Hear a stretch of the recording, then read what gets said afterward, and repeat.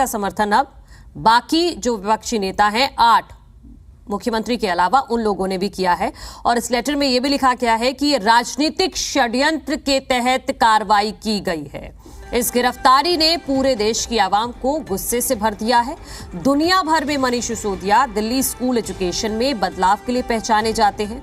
उनकी गिरफ्तारी को दुनिया भर में बदले की भावना से की गई राजनीतिक कार्रवाई के उदाहरण के तौर पर देखा जा रहा है।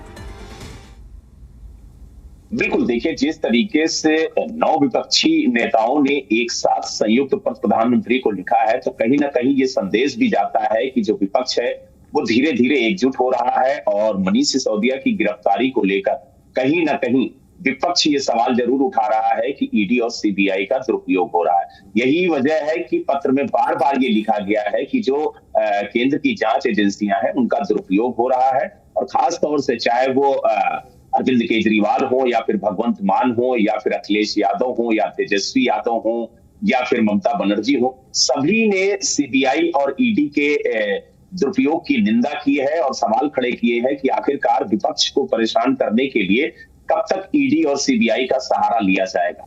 और खासतौर से उन्होंने ये भी कहा है कि जिस तरीके से बदले की भावना से कार्रवाई विपक्ष के खिलाफ की जा रही है वो गलत है। और जिस तरीके से राज्यपाल को सामने रख करके जो राज्य सरकारें हैं उनके कामकाज में दखल दिया जा रहा है वो कहीं ना कहीं गलत है। और ये भी सवाल खड़े किए गए हैं कि आखिरकार जो नेता विपक्ष का बीजेपी में शामिल हो जाता है उसके खिलाफ कार्रवाई रुक जाती है, उसके खिलाफ कार्रवाई धीमी हो जाती है।